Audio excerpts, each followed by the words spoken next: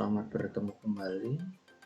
Di kesempatan kali ini kita akan mencoba mengulang apa yang sudah kita pelajari pada kesempatan sebelumnya, yaitu tentang persamaan kuadrat, khususnya menyelesaikan persamaan kuadrat dengan cara memfaktorkan. Untuk hari ini kita akan melatih menentukan persamaan kuadrat dengan cara faktorisasi. Jadi kita akan mencari akar-akar dari persamaan kuadrat dengan faktorisasi. Nanti akan ada dua contoh soal, baru kemudian nanti akan kita kirim soal-soal dan tolong dikerjakan serta dikumpulkan lewat Classroom. Nah, di sini ada contoh soal. Yang pertama, tentukan akar-akar persamaan kuadrat X kuadrat dikurang 9 sama dengan 0 dengan cara faktorisasi. Nah, langkah-langkah penyelesaiannya, yang pertama, kita menentukan faktor dari X kuadrat. Tentu faktor dari X kuadrat itu adalah X kali X. Kemudian langkah yang kedua, tentukan faktor dari negatif 9. Faktor dari negatif 9 itu bisa 1, negatif 1, 9, negatif 9, 3, negatif 3. Nah, ini faktor-faktornya. Kemudian kita akan milih faktor-faktor dari negatif 9 yang jika dijumlahkan hasilnya sama dengan 0, karena nilai koefisien punya B sama dengan 0. Jadi kan X kuadrat ditambah dengan 0x dikurang 9 sama dengan 0. Berarti kan punya B-nya itu adalah, di sini kita lihat nih, X kuadrat, langsung di sini A-nya 1, C-nya negatif 9, nah B-nya 0. Berarti di sini hasilnya sama dengan 0. Berarti faktor-faktor tadi ketika dijumlahkan hasilnya adalah 0. Kemudian yang keempat, tempatkan faktor-faktor dari X kuadrat dan negatif 9 pada dua tanda kurung atau faktor nanti di penyelesaian. Tapi yang perlu kita ingat di sini, X kuadrat kurang 9 ini adalah merupakan selisih kuadrat, atau bisa kita ubah menjadi X kuadrat dikurang dengan 3 kuadrat sama dengan 0. Nah, kita akan coba untuk penyelesaiannya.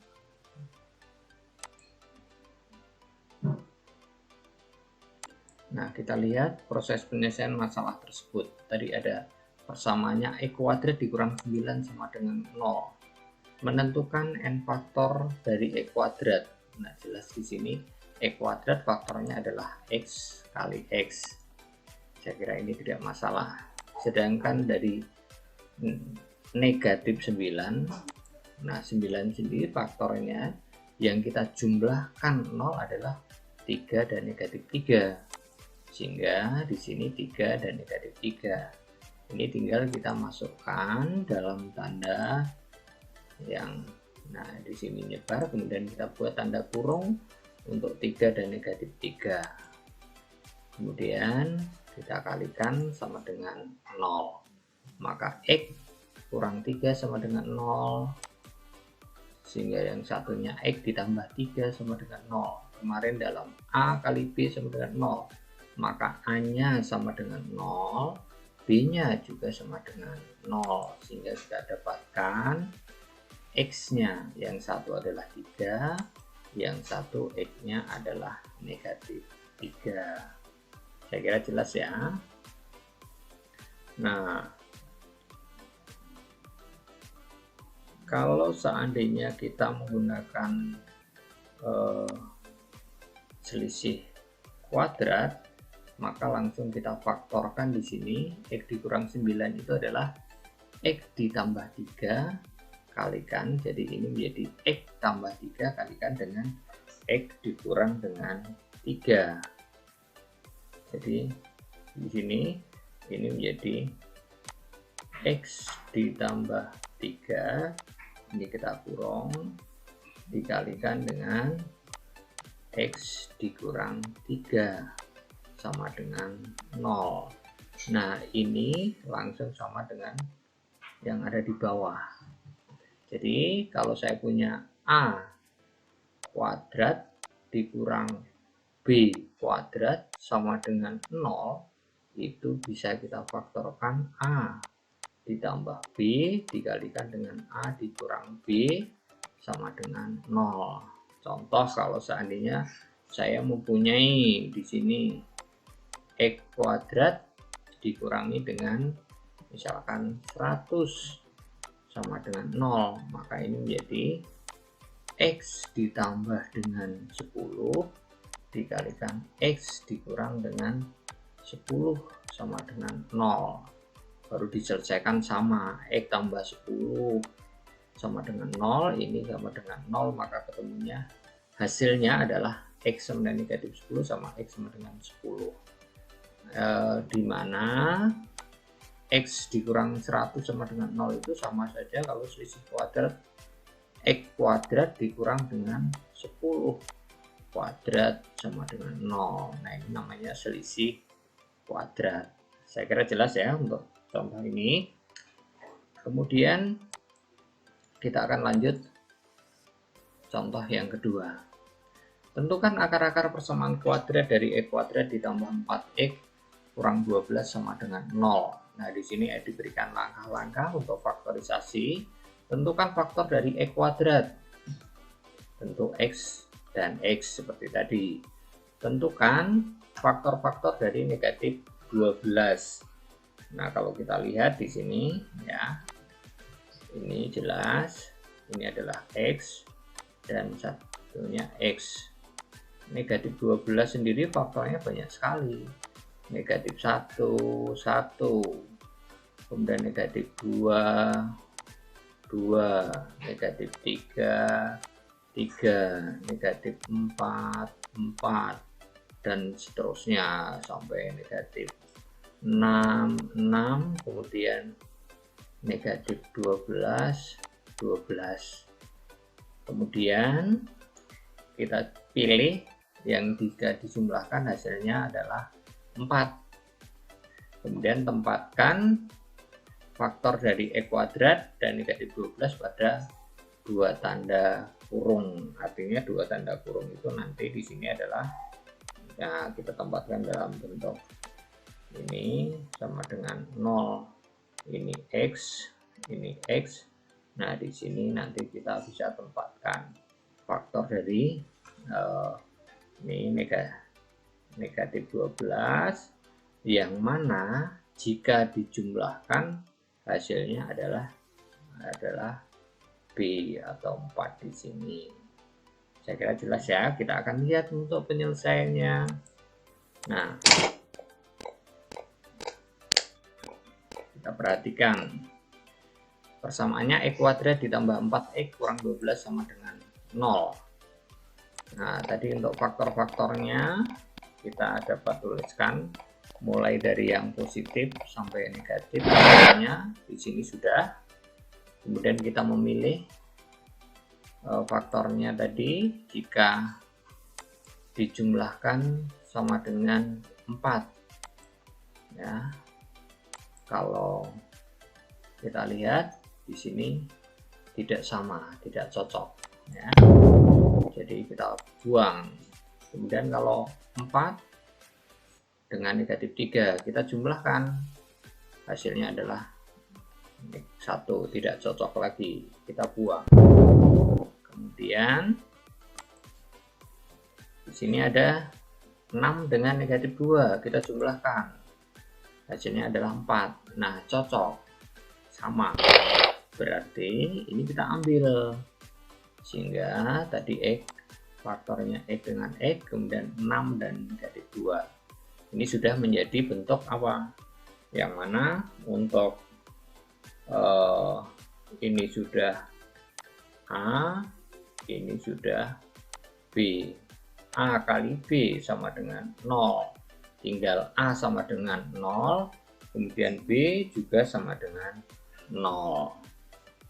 Nah, kalau sudah, kita tinggal masukkan X tambah 6 sama dengan 0, kemudian X dikurang 2 sama dengan 0. kita dapatkan X sama dengan negatif 6 dan X sama dengan 2. Tetapi sebenarnya ketika secara tidak langsung kita bisa buat dari 12, kita jadikan di sini faktornya 1 kali 12, kemudian 2 dengan 6, kemudian 3 dengan 4. Nah, kalau kita lihat di sini 1 dengan 12 kemungkinan jumlahnya adalah kalau dijumlahkan 13, kalau selisihnya adalah 11. Kemudian ini bisa positif negatif ya. Kemudian kalau 2 dengan 6 bisa 4. Itu kalau selisih bisa 8. Kemudian 3 dengan 4 bisa 7. Bisa juga 1. Nah, kalau memungkinkan di sini jumlahnya 4 tetapi dikalikan negatif, berarti kita tahu bahwa ini pasti satunya positif, satunya lagi itu pasti negatif. Kenapa? Karena positif dikalikan negatif hasilnya pasti akan negatif. Dijumlahkan positif berarti yang positif ini pasti yang lebih besar, ini yang akan lebih kecil. Nah, yang ada 4 itu hanya 2 dengan 6. Yang besar yang positif berarti ini adalah positif 6 ya, positif 6, sedangkan ini adalah negatif 2. Baru kita masukkan ke sini seperti tadi. Nah, inilah. Jadi kita bisa buat dengan faktor-faktor seperti ini, kita bisa memperkirakan bilangan yang besar, bilangan yang kecil. Sehingga kalau bilangan besar dan kecil ini sudah ketemu, kita tinggal memasukkan ke sini. Saya kira jelas ya. Ini untuk langkah-langkahnya. Nah, cara untuk menemukan akar-akarnya yang tadi. Ya, saya kira untuk contohnya cukup 2 saja. Nanti kalau ada masalah boleh bertanya selama proses belajar mengajar, boleh bertanya lewat grup mata pelajaran, silahkan tanyakan. Saya akan kirim soal sebanyak 32 soal ya, yang tolong kerjakan. Jadi mengerjakannya misalkan di sini saya punya soal X kuadrat dikurang dengan misalkan dikurang dengan 6X ditambah 8 sama dengan 0. Nah, saya langsung lihat 8. Kita cari faktornya. 1, 8, 2, 4. Kemudian di sini X-nya berarti ini adalah X. Kemudian ini X lagi sama dengan 0. Karena dikalikan positif, dijumlahkan negatif, pasti dua-duanya akan negatif. Nah, kita lihat dari faktor ini yang menghasilkan 6 itu adalah 2 dan 4. Tinggal saya taruh di sini 2, taruh 4. Kalau sudah, X dikurangi 2 sama dengan 0, atau X dikurang 4 sama dengan 0. X-nya sama dengan 2, X-nya sama dengan 4, sehingga himpunan penyelesaiannya di sini adalah 2,4. Nah, nanti yang diminta itu sampai di sini. Saya kira jelas ya. Silahkan dicoba. Untuk latihan di sini dalam bentuk AX kuadrat ditambah BX tambah C sama dengan 0. Kita akan bicara khusus untuk yang A sama dengan 1. Nanti pertemuan berikutnya kita akan bicara seandainya A di sini tidak sama dengan 1, lebih dari 1. Untuk pertemuan kali ini khusus untuk A sama dengan 1. Baik, silahkan dicoba, silahkan dilatih, kalau ada masalah boleh ditanyakan. Terima kasih.